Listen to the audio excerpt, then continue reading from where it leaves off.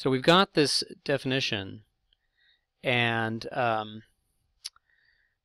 let me now talk about, I'm going to erase it so we have some space, but it'll come back. Let me talk about a specific situation where this would come in. Classic calculus situation, the velocity of some object. I'm going to say an elevator, because I like the position. If we graph it, I want time to be our independent variable. That's usually how we think of things. And then I want the position to be a vertical position, so hence the elevator, not something moving horizontally. Although we can certainly describe horizontal motion. And very exactly like in the sequence videos, when I was making that transitional video, we're going to say y of t equals t squared. Not super realistic, because I'm not putting in any weird numbers or anything like that. Somewhat formal, but it's not crazy to have this kind of situation.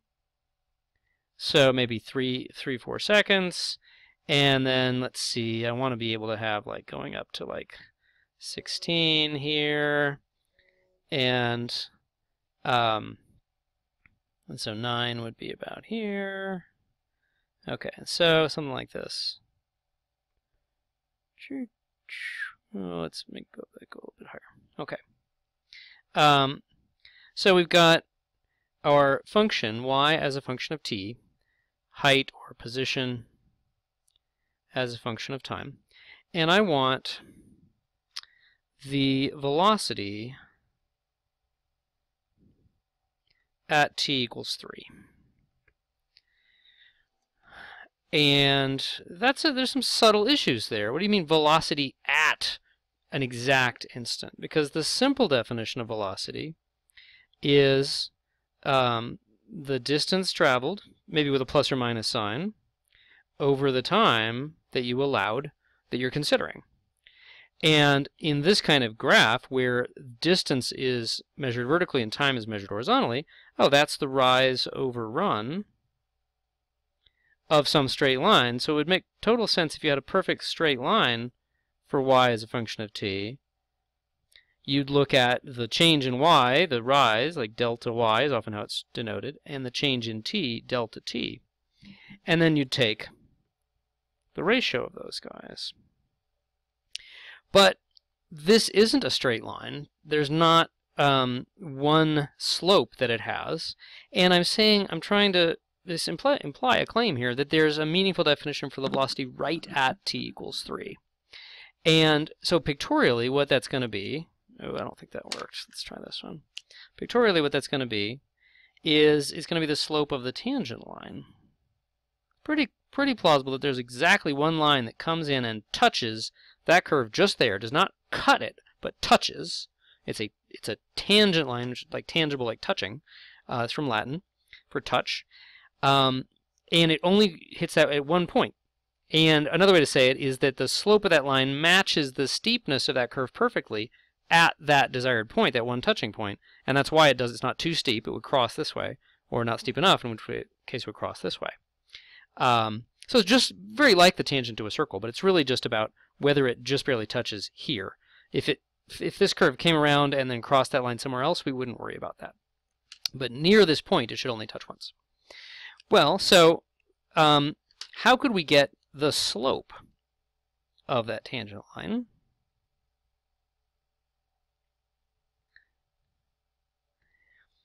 And the idea is that it should only have to do with zooming in really, really tightly on that curve. If you zoom in really, really tightly, you're not giving that curve very much time to curve, and it's going to look quite a bit like a straight line, just a tiny bit curved. And the more and more you zoom in, the more and more it's going to look like an actual straight line, and you can take the slope of that pretty closely. Again, maybe to an arbitrarily good approximation. That should sound familiar in terms of limits. Well, you still need a rise over run of something. So once you zoom in, you still are going to have to take a couple points on the curve, basically connect them with a line, a secant line. Now that is something that is actually going to cut through the curve, but it's going to be very, very close, hopefully, to a tangent line if you zoomed in, and then take the rise over run of that guy. So that would have a delta y and a delta t. a meaningful change in position over change in time. Rate, you often call this here called rate, like distance equals rate times time. So all about d equals rt. Okay, so that's how we're going to actually define the slope of the tangent line, just like I was mentioning in the other video, that it's going to be, by definition, v at 3 is going to be the limit, and I'll put more explicitly the limit in here, of the slope of the secant, of an appropriate secant line. Okay, so we just have to make that more precise. Which secant lines are we talking about? How do we quantify them? There's some family of secant lines. That'll give us a variable that we're going to take a limit in, etc.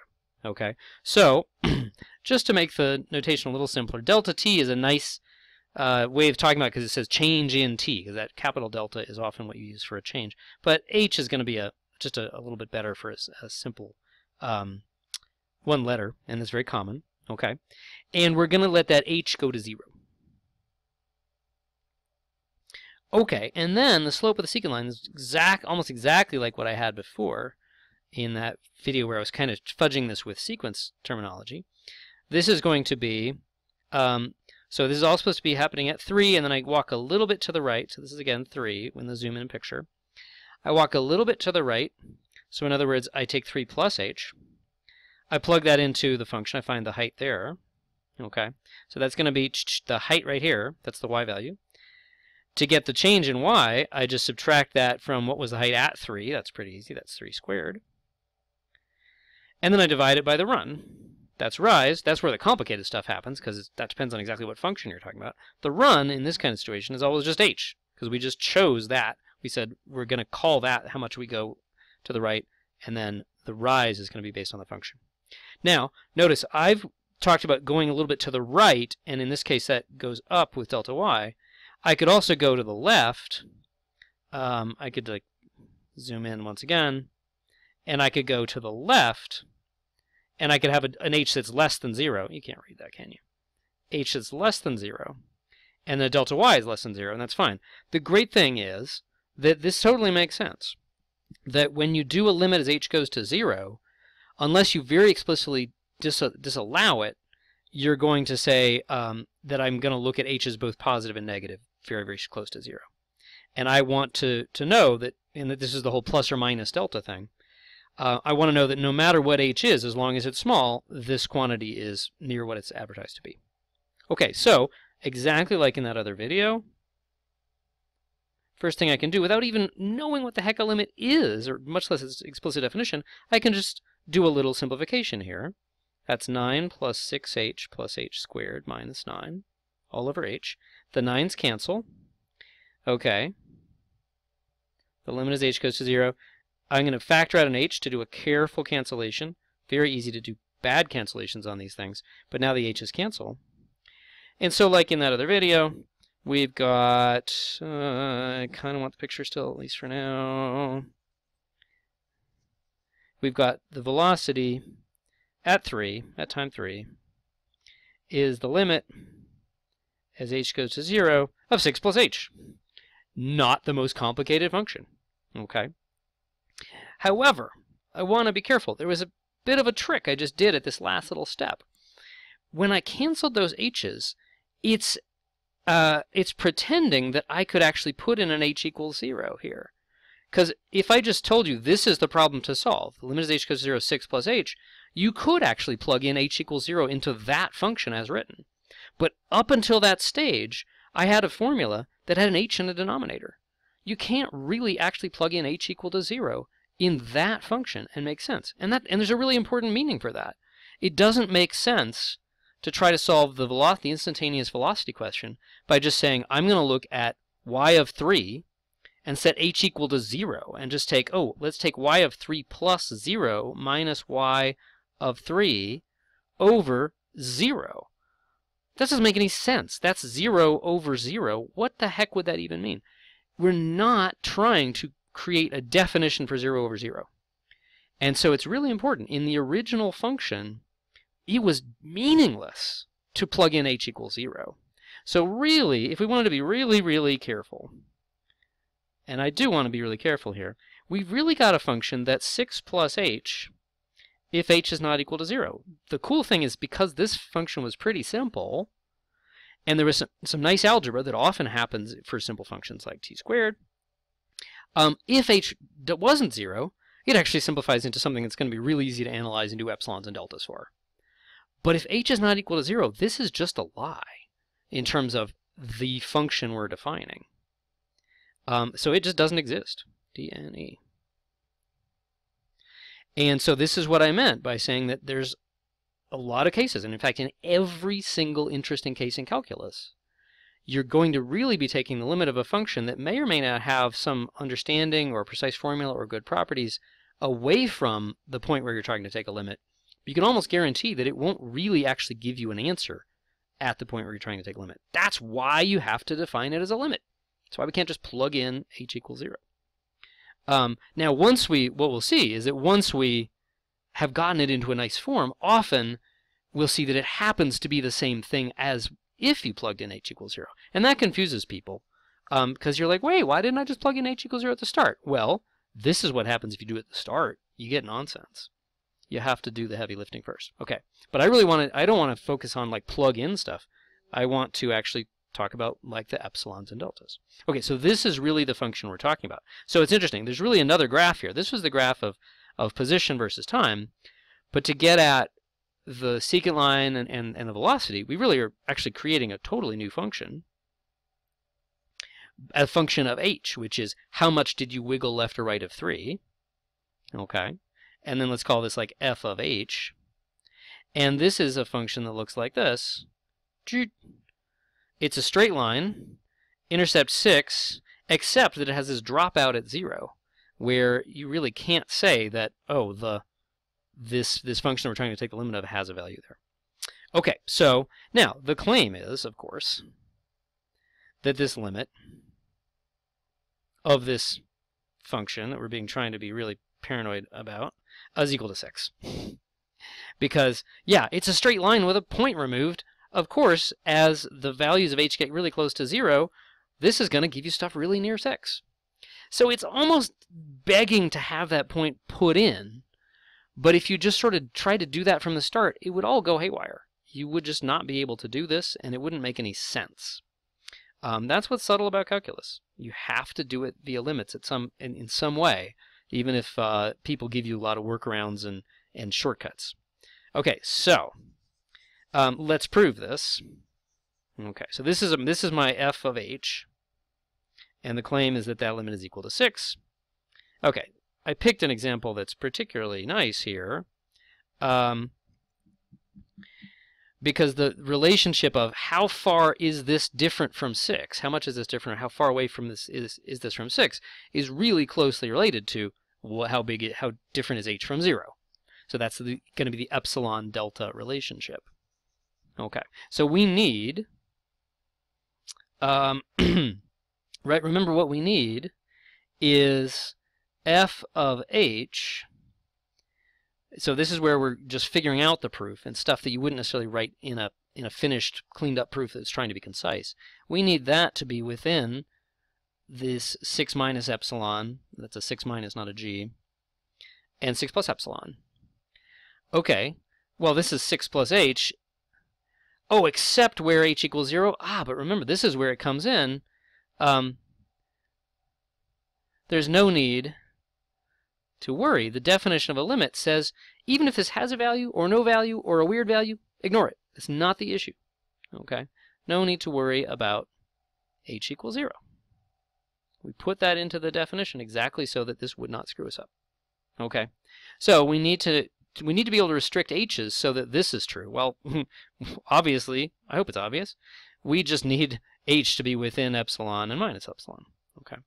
Now, we had a name, though, for the restriction that we were able to do on h, the input, and that's delta. So we just are going to let delta equals epsilon. This might be a little too simple. I didn't want to make it super complicated. In general, there can be a moderately complicated or quite subtle relationship between the epsilons and the delta. But here, let's go back to the picture. Here, remember, here's the function we actually end up taking the limit of.